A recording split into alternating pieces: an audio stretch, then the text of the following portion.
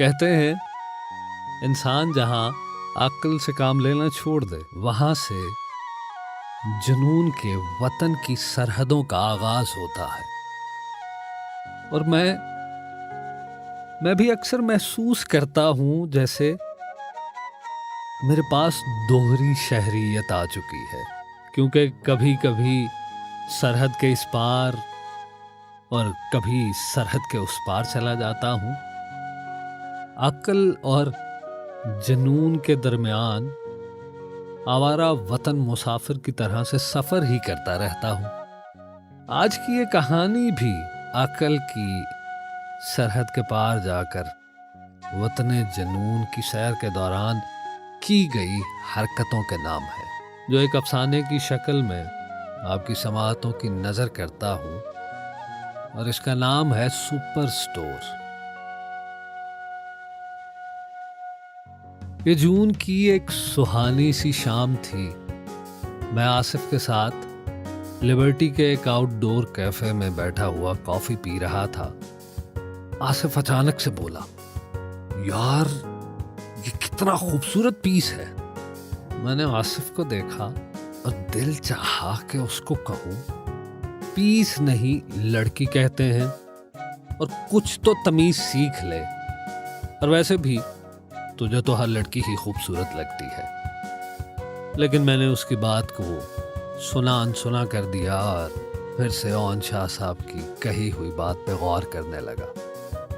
इसी दौरान आसिफ उठा और सामने बैठी हुई टेबल पे उस लड़की के पास जाकर खड़ा हो गया, जो काफी देर से अकेली बैठी थी। चंद ही लम्हों के बाद आसिफ वापस आकर बैठ गया और उसका मुंह भी लटका हुआ था। अब मुझसे ना रहा गया। मैंने पूछ लिया, क्या करके आया है? उसने जवाब नहीं दिया और हाथ में से निकाल कर कागज के कुछ टुकड़े टेबल पर रख दिए। मैंने फिर पूछा, ये क्या है? ये खुद खोल के देख ले, आसिफ ने तेज बोलते हुए जवाब दिया। मैंने कागज के टुकड़े जोड़े और बेख्तियार हंसते हुए बोला, तुझे बहुत शौक है नंबर बांटने का और हर बार बेइज्जत होकर सुकून नहीं मिलता तुझे। उसने जवाब दिया, बेटा तुम्हें क्या पता जवानी के क्या अरमान होते हैं। तुम इस एहसास से आरी हो, तुम बुड्ढे हो चुके हो। उसकी ये बात सुनकर मैं मुस्कुरा दिया और वो हंसने लगा जैसे मेरा मजाक उड़ा रहा हो। मैंने कुछ सोचा और खड़ा हुआ। तभी फौरन से आसिफ फिर बोला, ओ भाई तू इतना प्रिंस चार्मिंग नहीं कि वो तेरा नंबर रख लेगी, बैठ जा। उसने फिर कहका लगाया, मुझे क्या जरूरत है ऐसे काम की, मैं तो एक सुपर स्टोर तक जाता हूँ, अभी आता हूँ वापस। हाँ तुम कर भी नहीं सकते, ये जवानों के काम है। आसिफ की ये बातें सुनकर वो लड़की वहां से उठकर पैर पटकते हुए चली गई। मैं भी गाड़ी में बैठा और करीब के एक सुपर स्टोर पहुंच गया। गाड़ी को पार्क करके अंदर दाखिल हुआ। अब मेरी हालत कुछ ऐसी थी कि एक ढीली ढाली सी टी शर्ट पहनी हुई थी। दूर से देखने पर लगता था जैसे कोई दीवाना बोरी पहन के चला आता हो, और एक नीले रंग का ट्राउजर और उसके नीचे घर की चप्पल पहन के आया हुआ था। अगर पूरी हालत को देखें तो ऐसा गुमान होता था जैसे कोई बावर्ची जल्दी से भागकर खाने का सौदा सलफ लेने आ गया है, और साथ में ये खौफ है कि अगर देर हो गई तो हंडिया जल भी सकती है। मगर स्टोर में दाखिल होते ही मेरी हालत उस मासूम देहाती जैसी हो गई थी जो पहली मर्तबा किसी बड़े स्टोर में आकर परेशान हो जाता है और सोचने लग जाता है, मैं थाईलैंड की आया वहां। इसी दौरान दो लड़कियां मेरे करीब से बातें करते हुई गुजरी। यार आज तो उसको सही मिर्चें लगी मेरी बातें सुनकर। ये बात सुनते ही मेरे दिमाग की बत्ती जल पड़ी। हाँ ये ठीक है, मिर्चें लेते हैं, मिर्चें सही चुपती हैं। अब मैं मिर्चें ढूंढने लगा। इसी दौरान मुझे एक निस्वानी सी आवाज आई, सर आपको क्या चाहिए? मैंने पलट के देखा तो सफेद लिबास में सुर्ख जैकेट पहने एक लड़की खड़ी थी, जैसे आधी खाई हुई सुर्ख मिर्च हो। बहरहाल लड़की थी खूबसूरत। मैंने उसको कहा, मुझे चुभने वाली मिर्चें चाहिए। उसने मुस्कुरा के कहा, सर मिर्चें सारी बहुत चुभती हैं। नहीं, मेरा मतलब है वो जो सबसे ज्यादा लगने वाली हो। जी सर, सब मिर्चें लगती हैं, लेकिन पेट खराब हो जाएगा, कम मिर्चें खाया करें।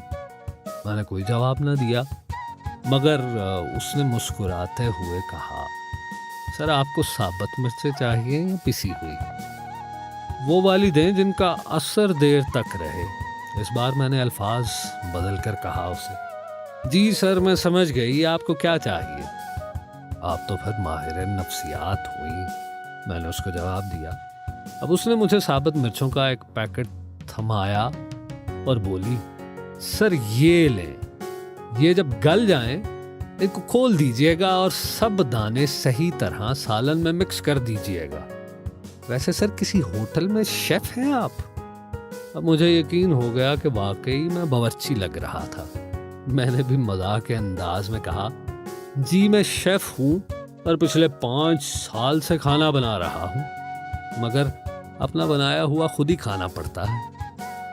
उसने हैरत से मुझे देखा, मगर मैंने बात आगे बढ़ाते हुए उसके हाथ से मिर्चों का वो पैकेट पकड़ा और पूछा, ये वही मिर्चें हैं ना जिनके दाने दाने पे खाने वाले का नाम लिखा होता है ना?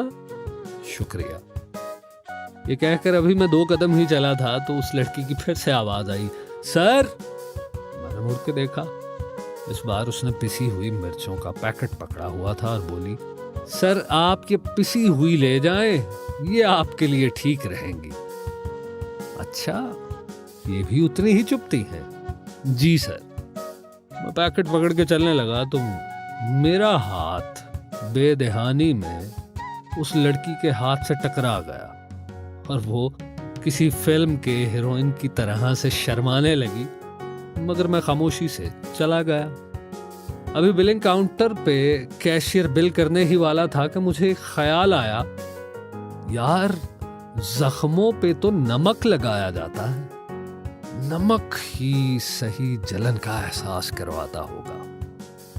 मैंने फौरन मिर्चों का पैकेट उठा लिया और कैशियर मुझे देखने लगा, मगर मैं वहां से पैकेट लेकर चलता बना और मिर्चें वापस रखकर अब मैं नमक ढूंढने लगा कि अचानक फिर से वही आवाज आई, सर क्या कुछ और भूल गए हैं? नहीं, दरअसल मुझे याद आया कि मुझे मिर्चों की नहीं नमक की जरूरत है। वो लड़की मुस्कुराते हुए बोली, पक्की बात है, नमक ही चाहिए आपको? जी बिल्कुल नमक चाहिए, मैंने संजीदा होकर कहा। ओके, 1 मिनट, ये ले, ये है बेहतरीन नमक। मैंने नमक का पैकेट पकड़ते हुए धीमी सी आवाज में पूछा, क्या यही नमक जख्मों पे भी लगाया जाता है? वो समझी मैं फिर शायद मजाक करता हूँ, मगर मैं तो संजीदा था। वो भी धीमे से अंदाज में बोली, सर ट्राई करके देखें और फिर मुझे भी जरूर बताइएगा कि ये जख्मों पे लगता है या नहीं। मैं उसका ये जवाब सुनकर लाजवाब होकर चल पड़ा और बिल करवाने ही लगा था कि अचानक फिर से एक और ख्याल गुजर गया, यार नमक तो पानी से धुल जाता है, इससे भी देर तक एहसास नहीं रहेगा। अभी कैशियर ने पैकेट पकड़ा ही था कि मैंने वापस खींच लिया। इस बार कैशियर ने ऐसी नजर से देखा जैसे किसी पागल को देखा जाता है। मैं भी जवाबन पागलों की तरह मुस्कुरा कर चला गया और जैसे ही नमक का पैकेट रखा तो मुझे उस आधी सुर्ख मिर्च वाली लड़की की आवाज आई और इस बार वो सरगोशी के अंदाज में बोली, अपना नंबर बताएं जल्दी से। मैंने बेइख्तियार पूछा, कौन सा नंबर? ओहो, मोबाइल नंबर। क्यों, क्या होम डिलीवरी की सर्विस शुरू कर दी गई है? इस बार वो लड़की कदरे चिढ़कर बोली, लड़कियों को तो नखरे करते देखा था, मगर लड़के को पहली बार देख रही हूं, जल्दी से नंबर बताए ना। मैं सरगोशी करते हुए उससे पूछ लिया, ये आपने लड़का मुझे कहा है? क्यों, आपको शक है? नहीं, यकीन है क्योंकि मैं तो अब बुढ़ा हो चुका हूँ। ये कहकर मैं हंस दिया और चलने लगा तो वो बोली, अच्छा बस करें, मुझे पता है आप बहाने बहाने से मेरे लिए आ रहे थे। चलें अपना नंबर बताएं, नहीं तो मेरा ही नोट कर लें। मैंने सोचा क्या करूं और इसको अब क्या जवाब दूं। आप किसी पेपर पर लिखो, मैं आगे से चक्कर लगा कर आता हूँ क्योंकि मैं मोबाइल लाना भूल गया अपना। ये कहकर मैंने वहाँ से फरार की राह ली और सोचने लगा कि क्या खरीदूं ऐसा जिससे चुभन का और जलन का देर तक एहसास होता रहे। इसी दौरान अब मुझे एक पठान की आवाज़ आई, ओ भाई मिल गया तुमको नंबर। ये एक अधेड़ उम्र पठान था जो सूट बूट पहने हुए था। कौन सा नंबर? वो मुस्कुरा कर बोला, हमने कैमरा से देखा है तुम लड़की से नंबर लेने की कोशिश कर रहा था। मैंने हंसकर कहा, खान साहब कैमरे से देखा जाता है, सुना नहीं जाता, आप कैसी बातें कर रहे हैं। खान साहब ने बुरा सा मुंह बनाकर कहा, हमारा उम्र गुजरा है, तुम्हारी उम्र से ज्यादा तजुर्बा है हमारा। खान साहब मुझे लड़कियों में कोई इंटरेस्ट नहीं है। बात सुनकर खान साहब ने लफ्ज को खींच कर कहा, अच्छा आओ फिर हम तुम्हारी मदद करते हैं। मैंने हैरानगी से पूछा, क्या मतलब है आपका? हमारा मतलब है कि हम स्टोर का मैनेजर है, हमें बताओ तुमको क्या चाहिए। सुनकर मेरी हैरत थोड़ी कम हो गई कि शुक्र है कुछ और नहीं सोच लिया मेरे बारे में। तब मैंने खान साहब को बताया कि मुझे कुछ ऐसा चाहिए जिससे देर तक चुभन का और जलन का एहसास रहे। भाई क्या पका रहे हो आज जो ऐसी चीजें तुम ढूंढ रहे हो? थोड़ी देर मैं खामोश इधर उधर देखता रहा कि खान साहब चले जाएं, मगर वो नहीं गए। तो मैंने फिर बगैर सोचे समझे उनको कह दिया, खान साहब मुझे जख्मों पे कुछ ऐसा लगाना है कि देर तक जलन का एहसास हो। अब मुझे यकीन था कि खान साहब मुझे पागल समझकर या तो खुद चले जाएंगे या मुझे बाहर निकलवा देंगे, मगर खान साहब ने मुझे थोड़ी देर खड़े होकर घूरा और फिर मेरा हाथ पकड़कर बोले, खामोशी से हमारे पीछे पीछे आ जाओ। मेरे दिल में अजीब से वसवसे और ख्यालात आने लगे। बहरहाल हिम्मत करके खान साहब के पीछे पीछे चल दिया।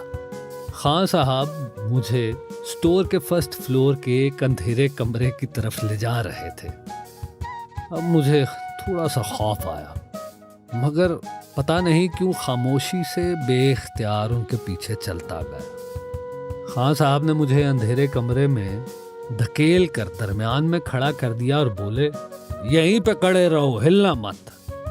मैं दिल में दुआ करने लगा, या अल्लाह खैर करना, आज मेरी इज्जत को महफूज रखना।